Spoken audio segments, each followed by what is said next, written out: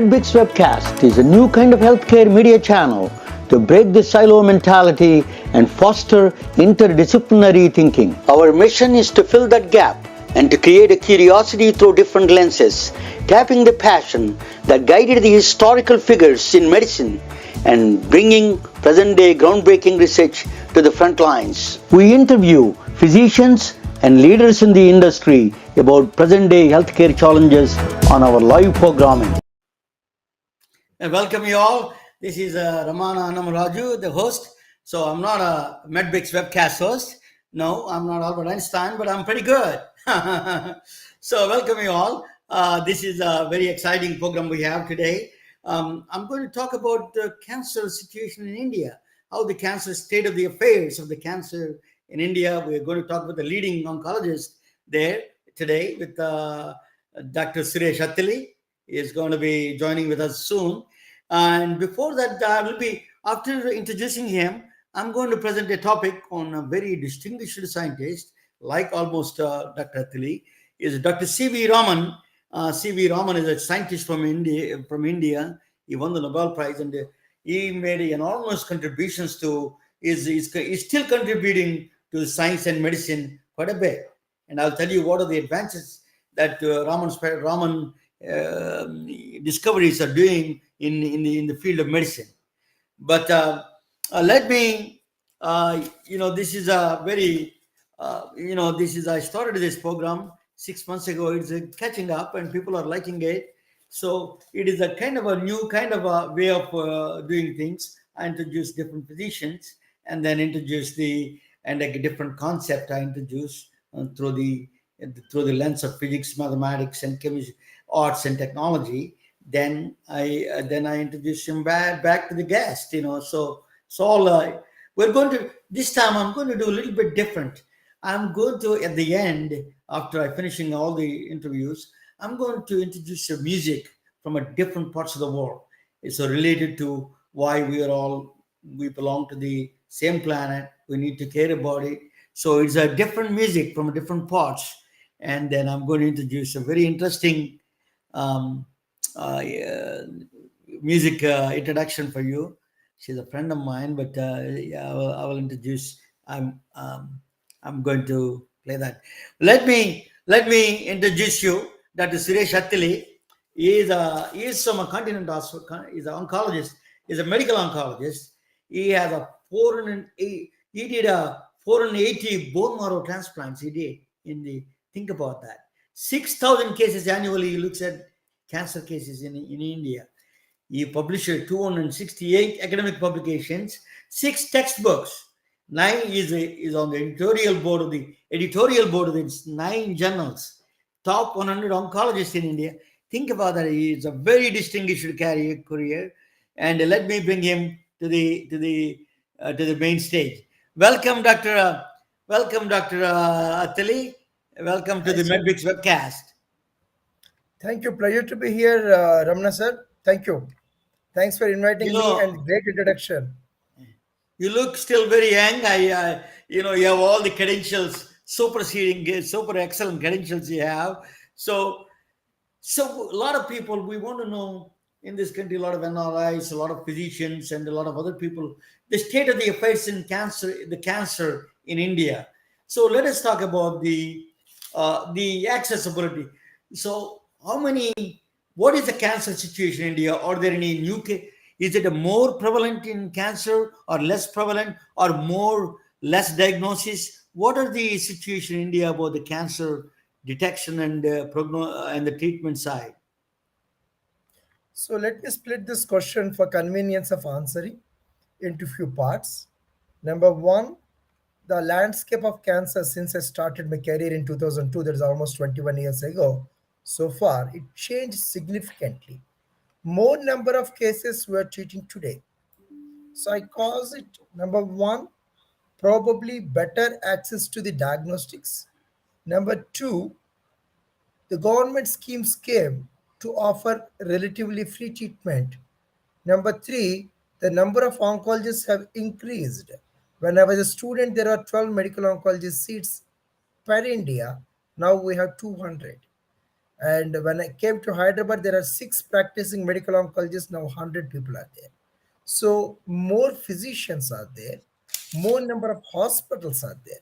So the increased burden partly is contributed to the lifestyle and actual increase in numbers, partly because we are diagnosing more number of patients. Previously, they used to die without diagnosis, but we are treating, curing, and caring more number of patients. So the first part belongs to the enhanced diagnostics that led to increased numbers. So that's where India has seen significant change. On So the let me ask you about let me ask you yeah. about the enhanced diagnosis. So how many to diagnose one of the biggest instrument of, besides the pathology, you need to know molecular diagnostics. Then you need a PET CT scans.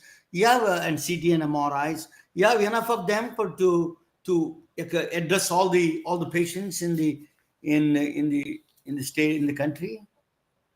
So the picture is still not very perfect, but it is unevenly distributed. In Hyderabad, we have total 9 PET scans, but if you go 100 kilometers down to Warangal or Khammam, you hardly have any.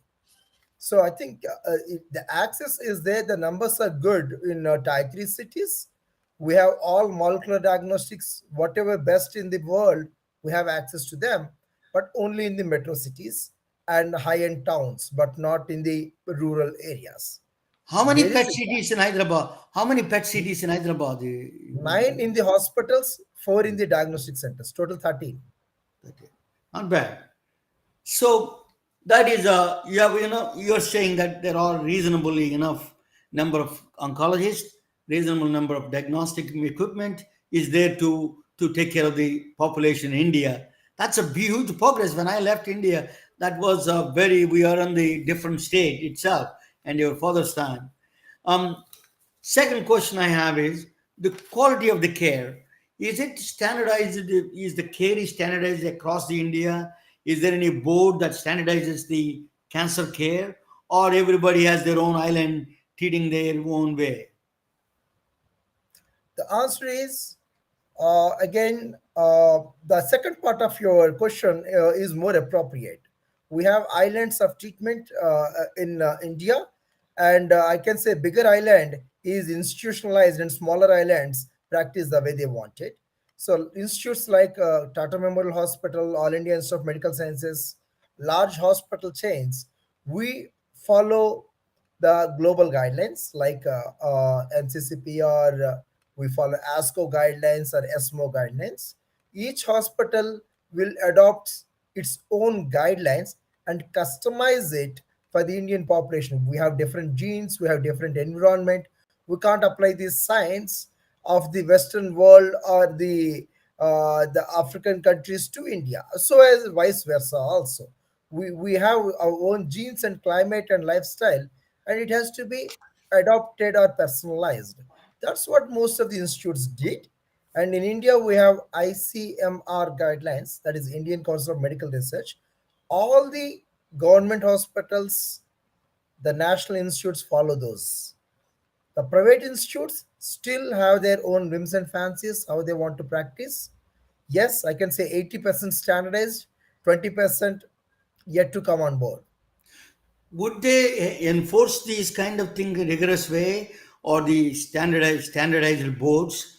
They do they enforce it? They come down and check and quality standards and everything. Do they check everything there, or is it left it to hospital itself? So it is predominantly voluntary in India as on now, and you can opt for something called NABH, National Accreditation Board for Hospitals, which is not specific to the oncology, but they focus more on patient safety, adherence to the internal protocols. It's not like I need to follow the protocol which ICMR says, but I need to define what I am following. So, yeah, there is a significant diversity or variation in the protocols from hospital to hospital, but it's predefined. I follow what I define in consensus with my other colleagues and experts. The Just a minute. I will ask you the second questions. I'm going to ask you affordability. what is people, how can the cancer is a very expensive process, expensive proposition, in fact, is one of the expensive diagnosis. How do they people can afford cancer care in India? What are the mechanisms available for them, for the general overall population there? So again, the patient population is different across different. India is a very big country. You know it, right? Starting from the northeast to the southern India to the western India, we have different access, different types of cancers. If you go to the northeast India, you have more of oral cancers, whereas in the southern India, we have more of gastric cancers. It's not uniform. So it's very difficult to answer the question in one word, but I can just bucket them into few things. One, those who are government employees, they have insurance from the governments. We call it a central government health scheme, retired army scheme. There are some 4 or 5 schemes are there. Private insurance players, that's again another 10%. Government employees 10%. So that makes 20%. And 15-20% are employment state insurance. That means those who are having 10 to 20,000 rupees salary per month. So there is a separate scheme for them. It's unlimited. So they get anything, government pays the cost. So I mean, if I had to translate, it's close to maybe $400 or $300 per month. Quite low income. Okay, those people government takes care. And those who are below poverty line, there are something like Ayushman Bharat. So that covers for free cancer treatment and diagnostics for 60% of the Indian population, around 55 to 60. You are left with 10% who belong nowhere. That's where the real struggle comes. They don't know and they don't know how to go, where to go, sort of thing.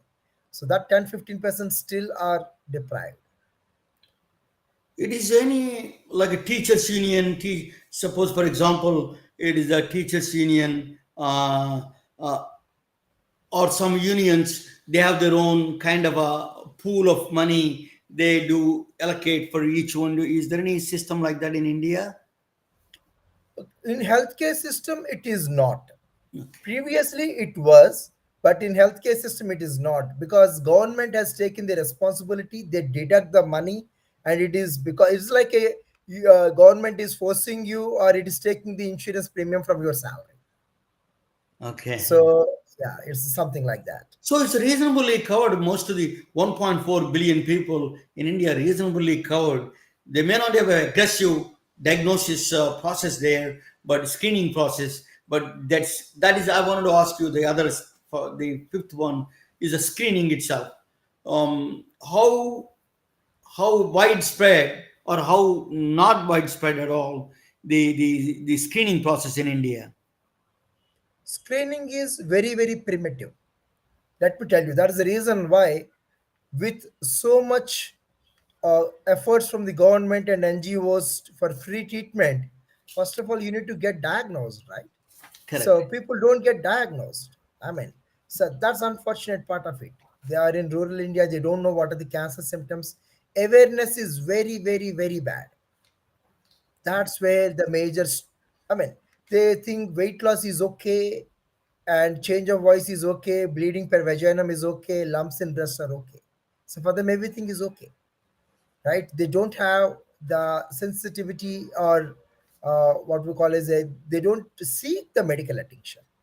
So few NGOs are there who go reach out to the people. Recently, we also started using handheld devices, using artificial intelligence to screen the cancers, because very difficult to educate everyone. So if mission does half the job, and remaining half can be done by the expert. We have oral cancer screening devices, cervical cancer, which are the top two in India, by the way. Oral and head and neck is number one in India. Number two is breast. Number three is cervix. Is it So okay? Let me ask you the question on the yeah. oral cancer, the cancers. Is it what with your experience? Is it as you? I saw that one word. I loved it. That sentence. The genetics load the gun, and your lifestyle start the triggering. It's very interesting. It's quote. What do you explain to that? And what kind of cancers are more prevalent in the different parts of the country? And then we'll talk about breast cancer a little bit. Right. So the prevalence of these cancers is depending upon their lifestyles. In general, the patients of darker skin have tougher genes. Just to explain, I tell to my students like this. So, like accidents happen if you overspeed or if your brakes fail, right? And cancer is an accident. So the cell loses the growth. It keeps on going, going, going, and hits the wrong place. So the accelerating genes are proto-oncogenes. And India is blessed with less number of proto-oncogenes. Our genetics are stronger. Whereas the brakes, you have one leg brake and hand brake. So there are two tumor suppressor genes. India is not that fortunate in having very strong tumor suppressor gene controls compared to the Western world. So Hmm. we have the problem on the gene side, if you look at that. And lifestyle is the culprit. Most of the people start tobacco at the age of 12 to 13 years. Imagine, teens. It still Teens. is a big problem with tobacco. Major, major. Most of my patients in head and neck cancers, I see them in 25 years. Hmm. They marry, they have 2 years kid, they come crying with a stage 3 cancer, stage 4 cancer. They feel, and tobacco, the palm, that colors it. So the Yeah. ulcer is very difficult to identify. Very, very unfortunate situation there. The oral cancer, which is number one, is misdiagnosed because the lifestyle, they eat tobacco, they smoke. Do I'm they so sorry. government? Yeah, I'm so sorry for deviating too much. No, no, no, but that's very important. Is the Yeah. government is doing anything, raising taxes or raising the prices on the tobacco or raising the prices on the tobacco chewing the it kind of are they imposing some kind of restrictions on this process or they left it to the market? Yeah, government is doing its bit of increasing the taxes on tobacco, but it is pushing the people to poverty. They are not quitting the habit. So, So so it's a they are in cultural the change. It addiction requires phase. it requires a Yeah, cultural change, a lot of very educational rightly cultural said. change. Very rightly said. Cultural change is the word. I really love that word. We want a cultural change to happen. It doesn't happen overnight, we know, but we need to keep on our efforts on, right? And so as the southern Indian population, still I belong to South India. I don't complete my meal without a pickle, and I know that my stomach is at risk of cancer. Okay, so the people from the cold part, that is northern part of the India, they eat a lot of raw or unprocessed peanuts. They have a lot of liver cancers, right? Hmm. So it's very, very unique. The Punjab belt is at risk of gallbladder cancer. We are number two in the world in gallbladder cancer, still 2010, and we are number one in the world in 2020. What was the reason you think? What is what is the reason you The think the prevalent of gallbladder cancer? So I told you, the Punjab people, the northern part, Punjab, Haryana, and those people have a gene that predisposes, that cannot control the cancer formation in the gallbladder. That's one reason. And lifestyle, very, very important. You know. So again, Someone going back to mentioned the to quote, me. Someone mentioned to me the fertilizers. They use a lot of fertilizers in Punjab. That is triggering this mechanism of the gallbladder, the cancers more in Punjab. Is that contributing factor? You think? yes, definitely, undoubtedly. A lot of fertilizers cause not only gallbladder cancer, they also cause blood cancers. So very common in Punjab region and Haryana region, that the UP belt. I had a story or real, I don't know. There's a train goes from Punjab to some other surgical hospital somewhere. The full of cancer patients. Is that true or have you heard about it? Absolutely true. Huh? Absolutely true. The train with 30% to 40% people occupied by the cancer and their family members. Absolutely true. So And second thing, they go from the state of Punjab to a place where they get treatments in different places. So the train is full of cancer patients. you are right. Punjab is now having a lot of cancer centers. Still, the culture is there to go to those hospitals. Interesting. You're really educating us quite a bit, Dr. Tilly. Thank you. When I come back, I will ask you one more question before I go to the presentation. I want to ask you about the breast cancer. In the United States, the breast cancer is a very prevalent, particularly among women. 1 in 10 women may get a cancer, breast cancer, in fact. So it's a very high prevalent. Do you see that prevalence in India? Is the breast cancer one of the leading killers for the woman? The answer is absolutely right. It is a leading cancer in India in 2020, right? We have 13% of all cancers contributed by the breast cancer compared to 10% in the West. So we have more incidents than in the West. More unfortunate part is Indian breast cancers happen 10 years earlier than Western breast cancers. So we develop earlier, we develop faster breast cancers. Biologically, they are bad, they happen early, they present at advanced stage, they are more prevalent. All of them, the odds are against the Indian subpopulation in terms of breast cancer part of it. But yeah, I mean, just to say that currently the mammogram is picking up well, and we are, I can say, having more screening happening at a rural area that is partially protective. So there was a myth that India doesn't have too many breast cancer. That's a myth, basically. Is that they can all the diseases are always equally distributed around the world. Right, Right? right. Yes. You're absolutely right. It's a myth. It's absolute myth. We do have a lot of breast cancers. Thank you so much. Just to stay on the line, and I'll present to the CV Raman thing. After that, I will come back and ask you about your role in the Continental Hospital. What do you do, day-to-day job, and how do they get in touch with you in case NRIs come to India or any other thing? They can. What is your services up there? Just let me present to the cancer. Me and you are going to watch together Sure. on the sidelines. Oh, just a minute.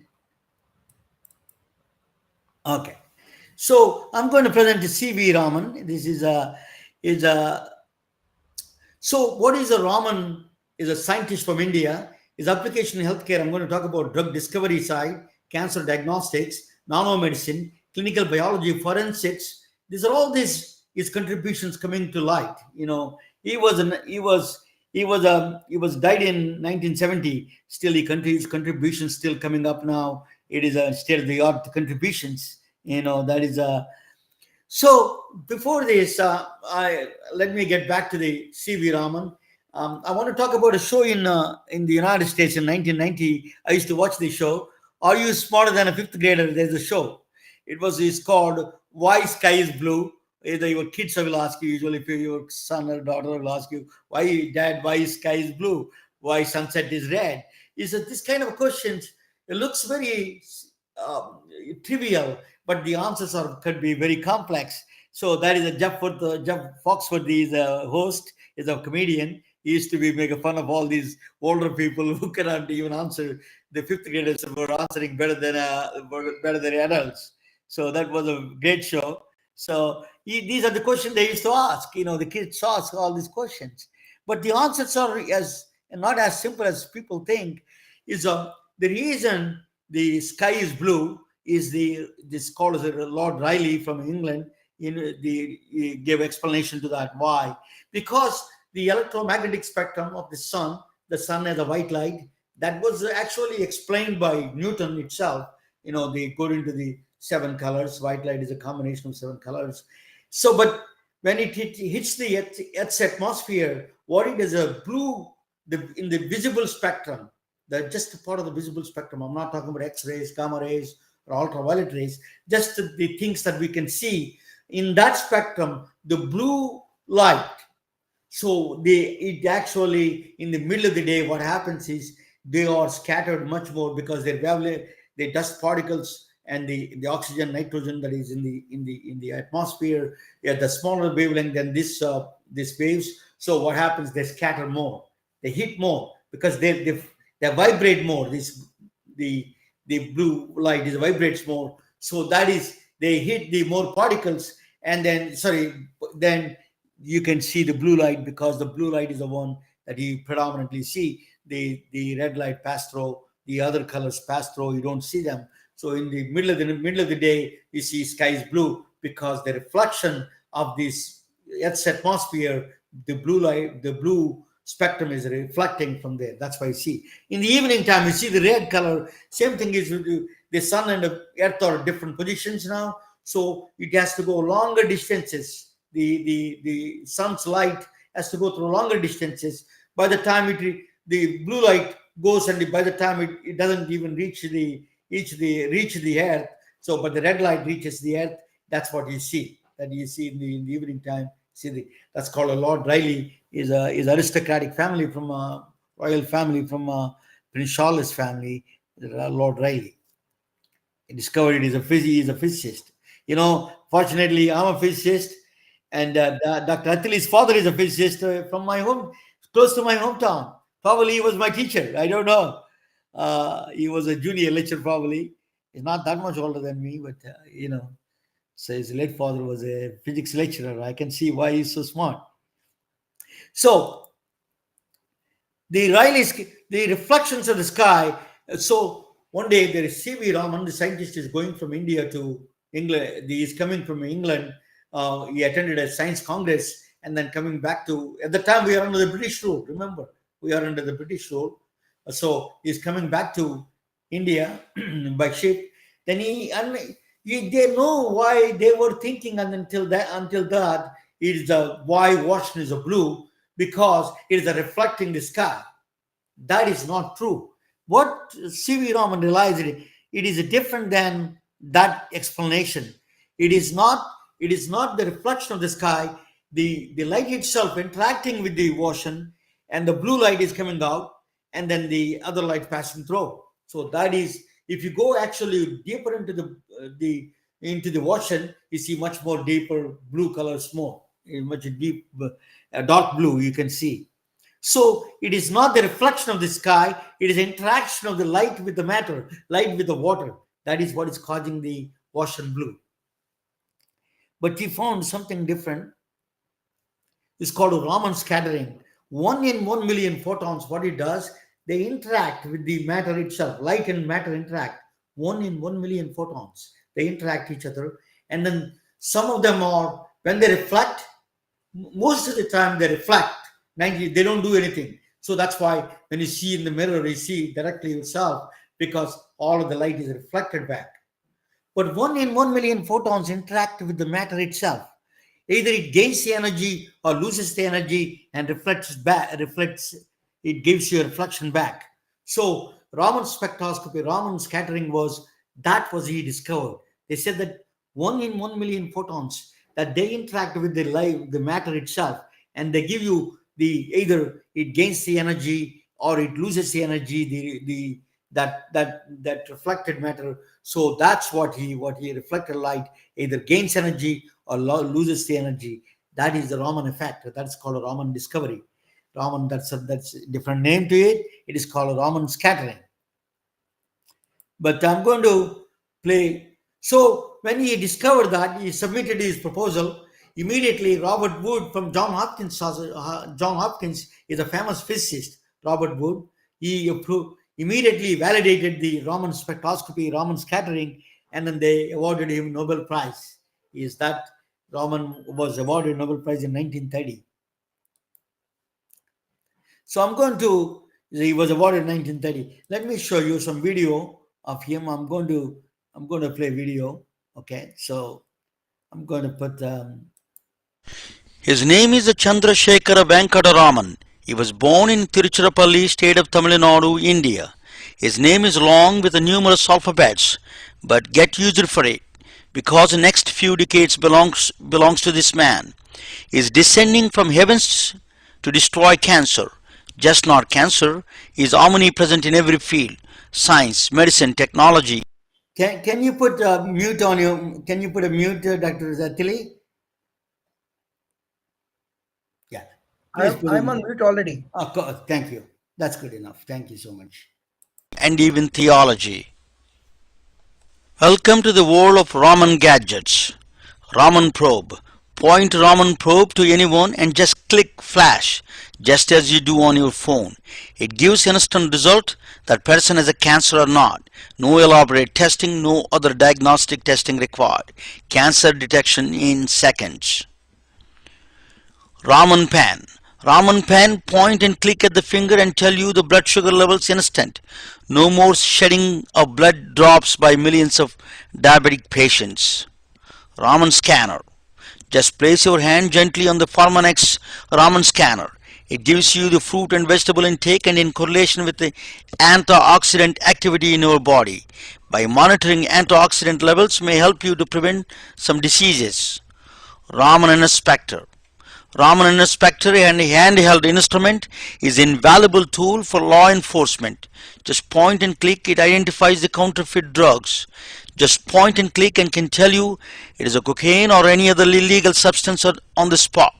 No labs, no other testing required. Just point and click and can tell you right there if it is a hair gel or explosive material in the container without opening it.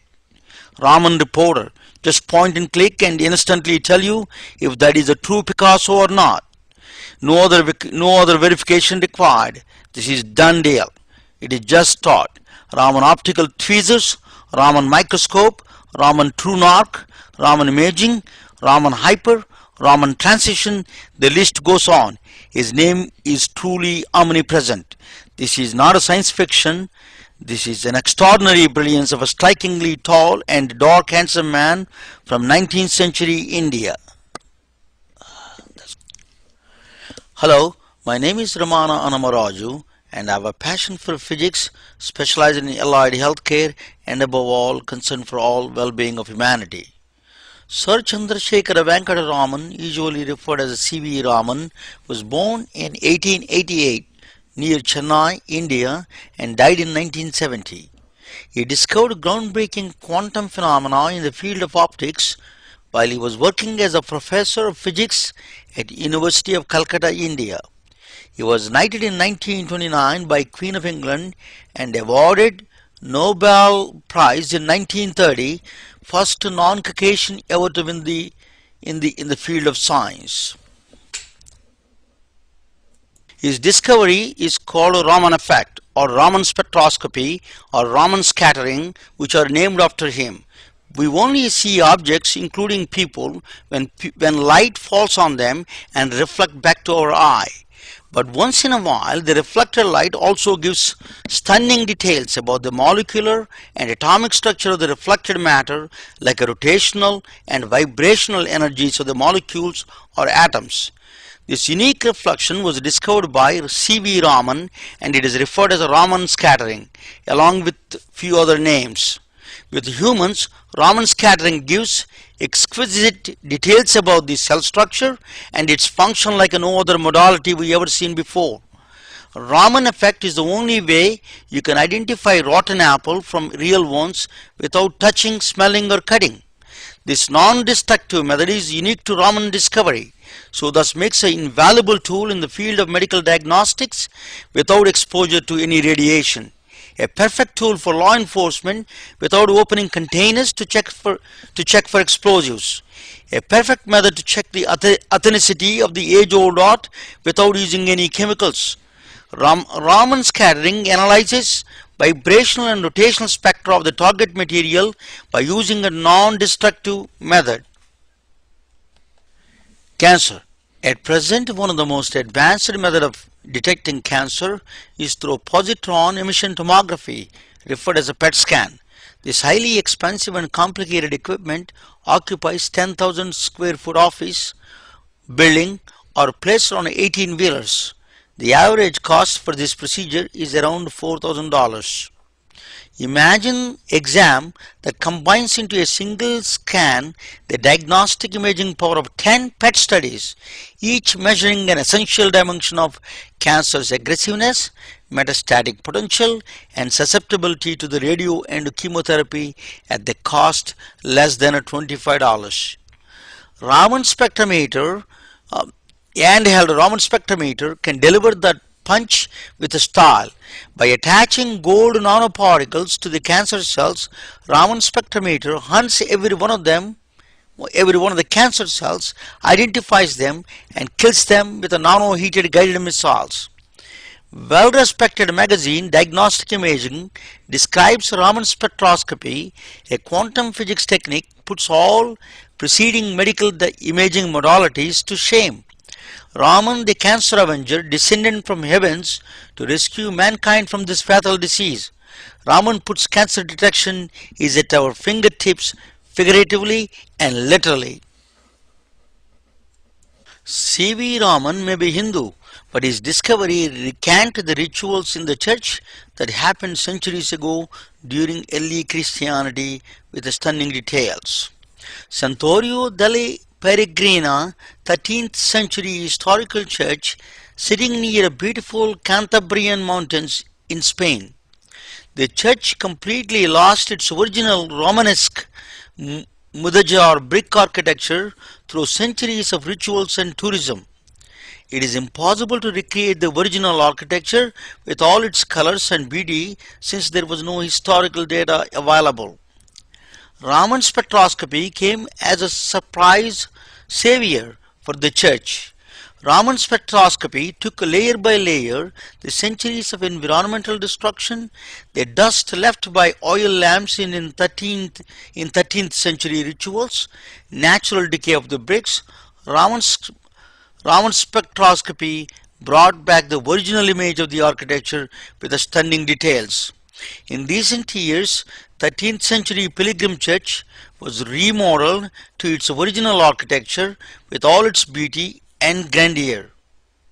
Thanks to Sir Chandrasekhara Venkata Raman, a true scientist and a true patriot of India.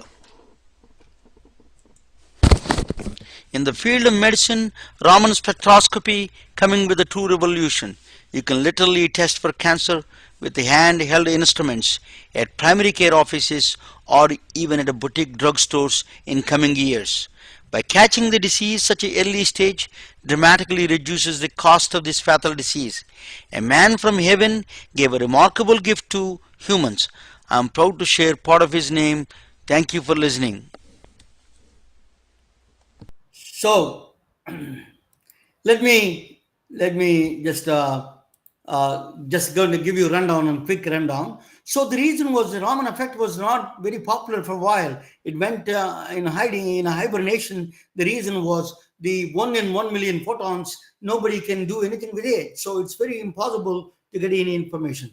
After the invention of the lasers in 1960, the Bell Labs was invented the lasers. After that, Raman effect came to the light. That's they could use the laser is a light amplification by stimulated emission of radiation that is amplifying the light so that you could use ultraviolet amplify the ultraviolet rays.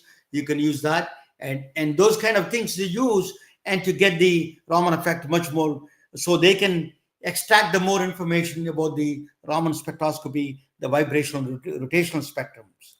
So the lasers helped us to give the Raman spectroscopy a boost. That's why there's spectacularly large number of probes I was mentioning about it. They work on the vibrational rotational spectrum of the molecules. So when the light falls on you, the laser beam falls on you, our cells vibrate. That vibrational spectrum you can tell when compared to the normal cell and the of the diseased cell. You compare the vibrational spectrum and see which one is it is a sick or not. So that's why you can detect cancer without opening surgeries and all those things. You don't need a PET CT scan. Eventually, that is our goal. So actually, there was a woman, it's a friend, Mary Lou Jepson from Silicon Valley. She's developing a MRI kind of thing that she can look at it, all the MRI quality images through a headband, basically. So it is coming. It's soon from Silicon Valley. So Raman effect is one in one. That's the reason that was a little bit difficult. Actually, Raman probe now they are using it in John Hopkins. You can use that pan while you're doing surgery to detect cancers. Particularly, we can ask Dr. Attili. So those cancers are very hard to operate. Some of the inoperable cancers. So now we can detect and see, and then you can guide it through this Raman probe they're using in. So Dr. Henry Brem is a professor of neurosurgery. He talked about Dr. C.V. Raman effect. Now, there's a now COVID-19 rapid testing. So that's there. You're trying to use the Raman effect is a simple instrument. You spit on a tube and then take a picture, and then that's it. You can take this. They put on the aluminum foil kind of a slide and then put it there inside, and it tells you whether they have a COVID or not, because it is checking the vibrational rotational spectrum.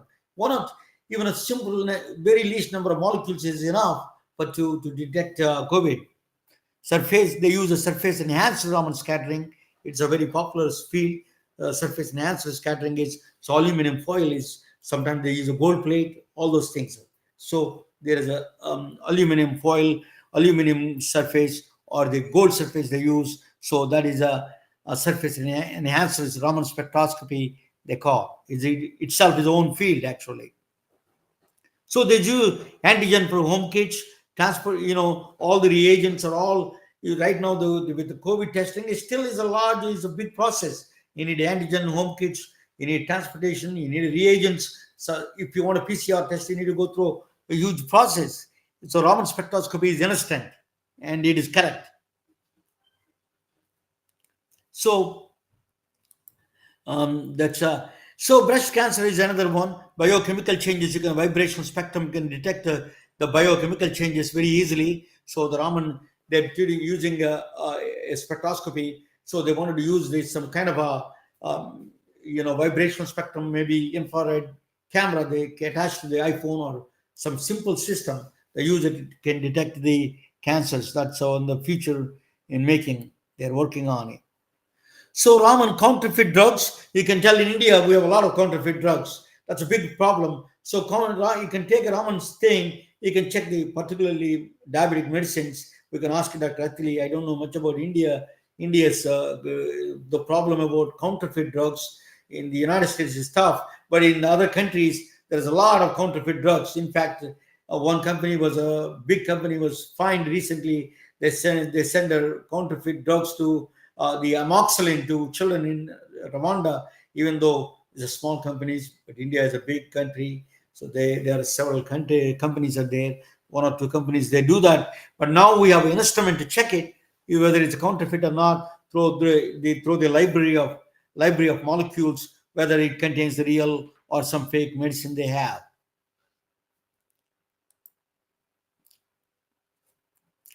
So right now, Raman spectroscopy is in the Mars. The Perseverance rover is checking for the life on the Mars. It can recognize the biological molecules. It's called Sherlock. It's called scanning habitable environmental with a Raman and a luminescence. That's the name. NASA comes with strange names. That's a name of it. Scanning habitable environmental with a Raman and a luminescence. Its Raman name is there. So it is detecting, it is looking for the biological life on the right now. It is at present looking for a biological life, alien life in the planet Mars. So so there is another one. There was a piece of thing, puppery they call at the time. Now it became a paper. So it was they found some cloth that's written there in the 2000 years ago. It is says that is talking about Jesus' wife. So there's a big controversy among the theologians here, Christians and theologians. I'm not a Christian, but a lot of people, there's a big controversy about it.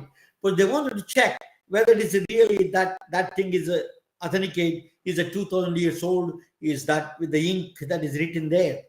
Raman spectroscopy, they used the Raman spectroscopy to validate it. It validated that is a 2000 years old. That's during the Jesus time came out. That is whether Jesus is married or not, but that rewriting came from during that time. So I leave that rest to your imagination. So Raman is always he said that ask the right questions and the nature will open the doors to your secrets. That's absolutely true. Any physicist can tell. Dr. Attili is an oncologist. We will bring him back and he can tell his father is a physicist. I'm proud of that. In fact, let me bring him back. So, Dr. Attili, thank you for Thank listening. What do you think of this, Raman? We are from India. Actually, he studied in Andhra University. His father who used to work as a professor in Andhra University, and Raman studied this for a while in Andhra, in Vijag, Voltaire. So we are not acknowledging our own scientists from India. What do you think of his contributions and everything? Absolutely. I mean, it's fascinating to hear because this is a science which we were not taught in our medical schools. We were taught about the CT scans, PET scans, and MRIs. Okay, and the surgeons, you travel in a bus or a jet, you hardly care who invented it. So that's there in the materialistic world today. But it's equally important to acknowledge the hardship, the time they spent, the intellect they spent. It's very important. And I can definitely say one of the things which I'm using now, and I'm correlating as I speak, is that I use a SAS scan, that's a light put in the mouth, and I'll know which is a cancerous region. Now, probably it is a Raman effect. You need to say, tell whether it is right or wrong, Yeah, right? So that they use algorithms, what they call artificial intelligence. There is nothing like artificial intelligence. that's So then if it is artificial, it is not intelligent. If it is intelligent, it is natural, it's right? nice. Right. So so but yes, I do use it. I do use equipment, a special wavelength of light which illuminates the cancer cells because they have a different DNA. Probably it's a Raman effect. I don't know whether it's a scatter or a pass through. I left physics in Yeah, 1990. It's yeah. 33 years. I still have some basics, but not as professional as you. Yeah, no. So So I went into healthcare. I'm not a doctor, but I've spent a lot of time in healthcare industry. But so actually, that's more is important is inspiration. What caused them to right. invent these things with the limited resources? That is the more important. So that's why once you acknowledge that, we get the same inspiration. Hey, we don't need to have $1 billion to invent or discover something. You can have with the limited resources. You can always. We need the money, of course, but it's also same time you can discover a lot of things with the limited resources with a good mind. That's what the Indians did in this country and India in India those old days. With the limited resources. So that. Dr. Attili, tell me about your background a little bit. So you're oncologist, you're practicing right now, and you also teach you're practicing which hospital?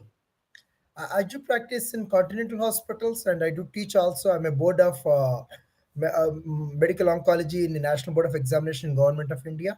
So I do decide or help in deciding the curriculum, what to be taught and then how to be taught. Probably, definitely, I'll take some cues from what the interaction that we have today. Absolutely, we need to go back to basics sometimes. At least one day in 3 years of curriculum, at least, right? Yes. So that's where I practice. My interests are predominantly into hemato-oncology, colon, and breast. So this is where I subspecialize. So if India needs what? If I ask you a question, if India needs help in the cancer arena, what are the things you think any other people can help to India to progress in healthcare awareness, cancer awareness, or cancer detection or cancer treatment? What are the things needed from other countries, like advanced countries like United States, besides money? And what else you need? What are the things you think will help in India? So predominantly, I can say people should come out of these bad lifestyles, use of less pesticides. We can't get rid of those things. So it's more of a population movement that has to happen at this. This is, I think, we are already late in terms of adopting the good lifestyle. We are at least 2 decades late, right? So even if you don't act now, it's more dangerous than global warming sort of thing. So we should focus more on health education, awareness. That's very important, but that's a long-term goal. Short-term goal, I always say that we need to have point of care diagnostics. I don't want a PET scan to go to Tanuku or Attili or some other village and then just, I can't afford it, honestly. Yeah, So correct. I need to have something like this. Yeah. right? A mobile phone, okay, and I should be able to tell. I need not diagnose. I should triage. That's it. You are looking like a cancer. Remaining things that the hospitals do. So screening tests are not confirmatory tests. Screening Do you, tests s- only triage. do you see more and more young people are getting cancers? Even in the United States, recently there was article in CNN. There's young people are getting cancers here in the United States. Is it happening in India also? You see more and more young people are getting cancer. Yes, two reasons. We have access to bad lifestyle much earlier now. Sedentary lifestyle, tobacco consumption, and other things. So we are seeing a lot of younger patients. And second, nature has cursed us with a element called genetic anticipation. So if your father had diabetes at 80, you develop at 75. Your son developed at 70, grandson at 65. So the diseases happen much earlier because there is a attrition that happens in the genes. We call it a telomere. Different names are there. Let's not go into the names. But yeah, genetic anticipation along with bad lifestyle adoption and early, I say, 1980 figures, the median age of cancer in India was 50s. Now it is 38, 12 years So younger. So if there are two requirements, is like one is a huge nutritional change, cultural change in the lifestyle, which is the what the kind of foods they eat, and then particularly these computer programmers, they need a little bit of exercise and all those things. So they're sitting in front of the desktop like me or laptop like me. So that's kind of the lifestyle has to be changed. And then second thing is point of care diagnostics. These two things will help India into the next level. That's what you're saying, right? Yeah. Yes, That's it. absolutely. Slightly put. What is your email? Email they want to reach you, Dr. Suresh. Anybody wants to reach your email? What is your email? It's Attili VSS, ATTILI VSS at the rate gmail.com. You can reach out to my personal ID or you can reach out to suresh.avs at continentalhospitals.com. Either ways. So you're in a continental hospital. People can easily find you. Thank you. It's a truly an honor, sir, to talk with you. It's a extra additional privilege for me to talk with the son of a physicist. That is more, and a oncologist on the top of it. It is a really truly privilege and an honor for me. Thank you, sir. Pleasure is mine.